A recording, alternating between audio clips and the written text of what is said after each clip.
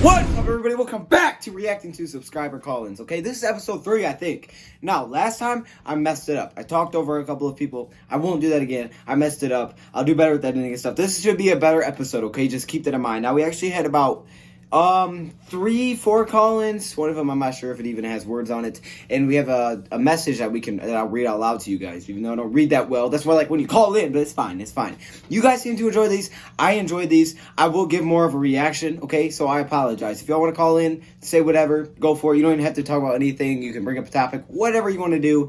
Let's just get it started, okay? So here we go. Whoa, okay, wait, 1 second. I'm sorry, I'm not trying to cut them off. I don't know. I think there may be like a 3-minute limit, so you may have to call in twice if it cuts you off, because I've seen 3 minutes is kind of where it tops out. Just so you know. Let's get into it. Calling from Florida, and I called in the other day, and you were playing it. Next time, play my whole show when I'm talking on there, my whole comment. Don't interrupt. No, I'm just kidding with you. But anyway, let's get back to this season.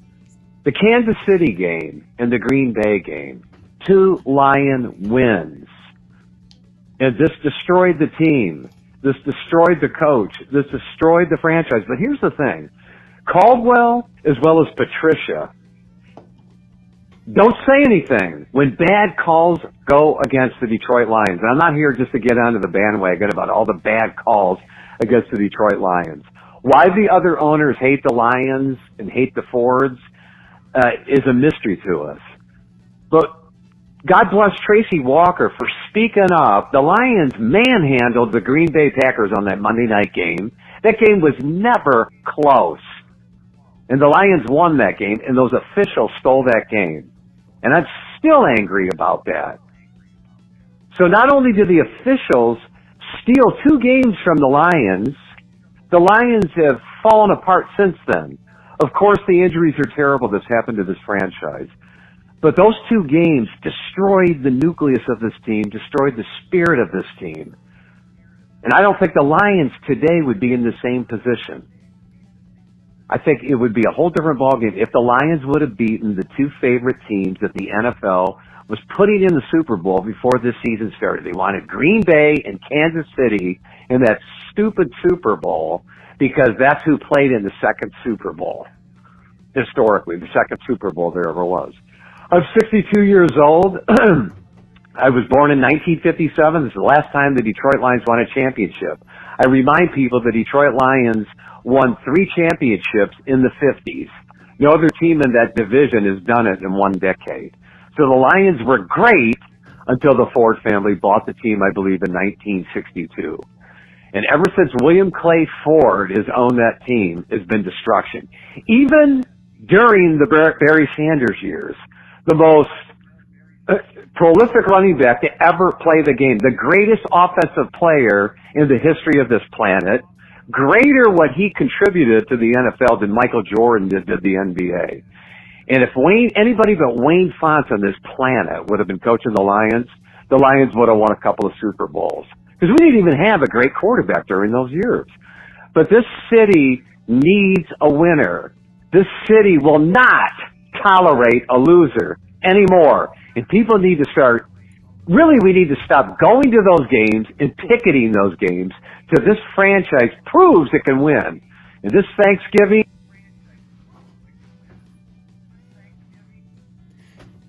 Alright, so it's not that I was cutting this part. I'm not cutting you off. It just ends. I think it cuts off at 3 minutes, so just keep that in mind. But from what we did gather, unless you stop, I'm not sure. I think it just cuts out at 3 minutes.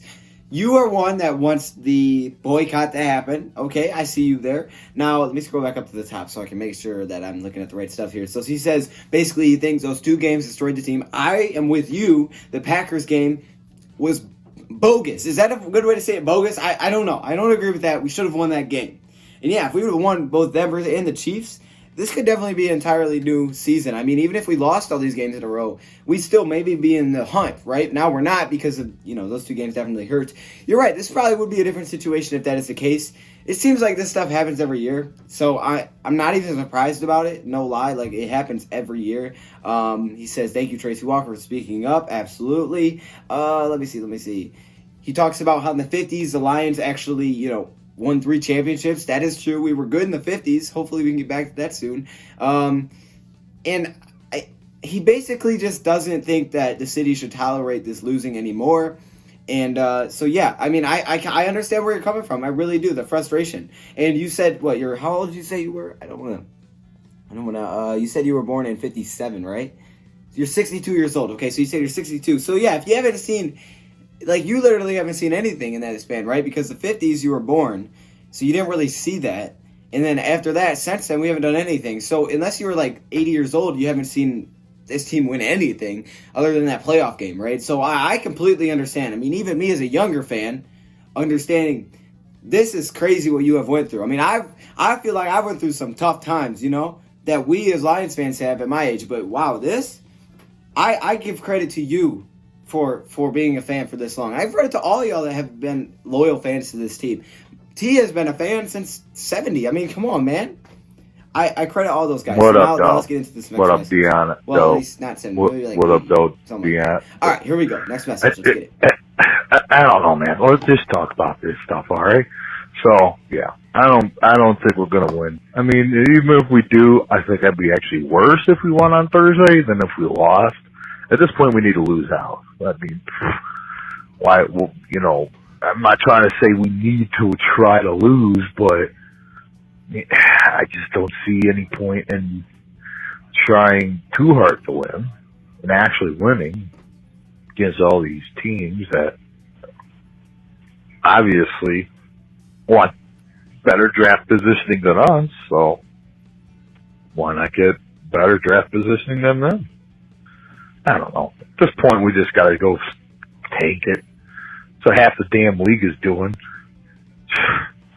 God. Is that how bad this full sports thing has gotten? Oh, the season's over. Time to just purposely lose. That's what you got to do in order to get the good draft position, I guess. Let's hope we get a good defender, dude, or at least an O-line person. We got some holes to fill. That's why I'm glad we're sitting Stafford. Even though it's a medical thing, I mean, I wouldn't even care. I think we would have had to sit him even if he was healthy. That's how bad it is with this. Didn't think it was this bad, but there's some personnel changes that are needed, both on the coaching and the player side. Let's hope we get a new defensive coordinator, and special teams, and a lot of shit changed up or stuff. Sorry, whatever. You get my point. All right, have fun. See you Thursday, I guess. Bye.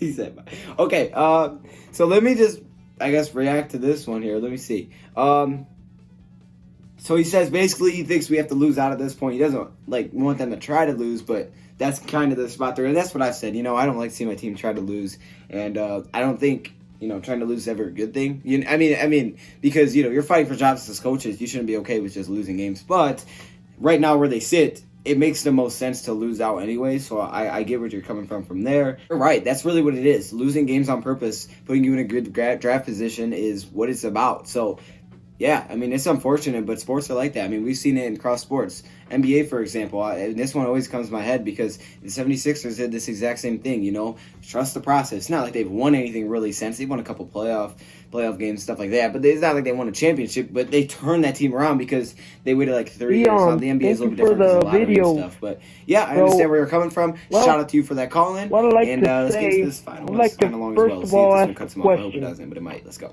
So I guess there was a report Sunday that if Detroit loses Thursday, which being the Thanksgiving game, there will be changes. So for me, I was just watching that video that everybody left voicemails about the changes, the changing of coach and the changing of scheme.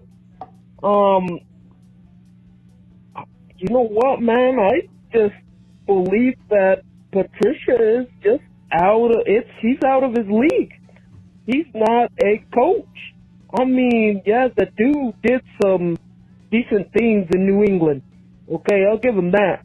But we got to remember, Bill Belichick was the one planning everything out. He was just the dude that was just calling the plays now. Defensive coordinator. So he came in. I was hoping the brother would actually turn it around. With his genius mind, with all this, maybe he was going to bring in a little bit of that Bill Belichick, turn around, whatever, but it hasn't worked. The only one that I really believe has worked for out of that Bill Belichick tree has been Bill O'Brien. And the Texans have had up and down years. So has the experiment worked? No, absolutely not. It's been horrible. So, that being said, I really, really believe, I've even said this on the comment section, Gus Bradley would be really good, in my opinion, of course, because of the defensive scheme that he runs fits the players that we got right now. It would help Jared Davis out a lot. It would help Darius Slay, and the young secondary players. Of course, we need to add more pass rusher. I say we need to add one of those rah-rah guys. That would be terrific if that happens. But there needs to be a change of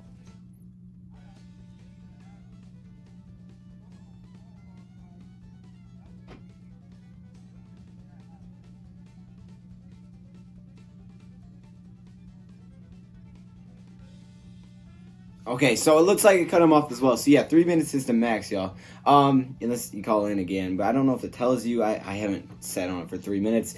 Okay, so yes, thank you about my videos. Yeah, and I try. Okay, I put them out. Here we go. What else did he say? What did I miss?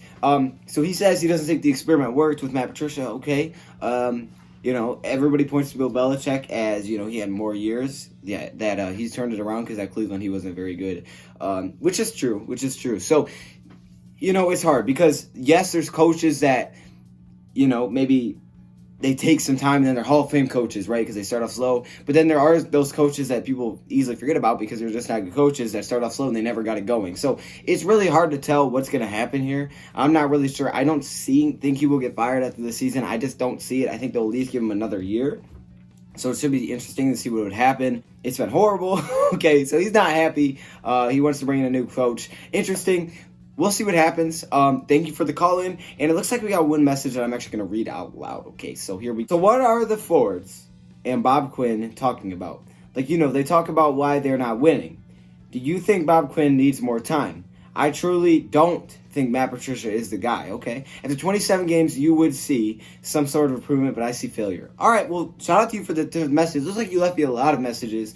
And I haven't reacted to those, so I apologize. Here you go. There's my reaction to your message. It says, they talk about they're not winning, right? Because they're not winning. They have to find they have to talk about something because they aren't winning. So you're right about that. You think Bob Quinn needs more time. See, this is tough to me. Matt Patricia is Bob Quinn's guy.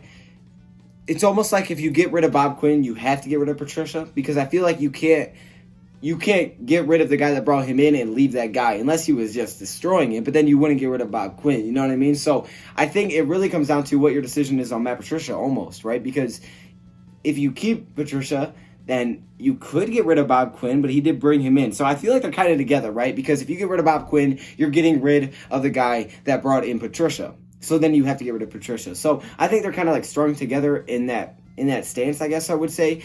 So there you go. There's your message. I think that's all we got. I think that's what we got for today. What is this when? Yeah, I think we're good. All right, so y'all. So thank you guys for calling in. Let me know your thoughts, comments below. Don't hate on anybody. If you guys want to be in this next video, you want to shout out, whatever it may be, make sure you call in to the voice number 419-463-2557. And I'll see you guys in the next video. Thank you for watching, and I'm out.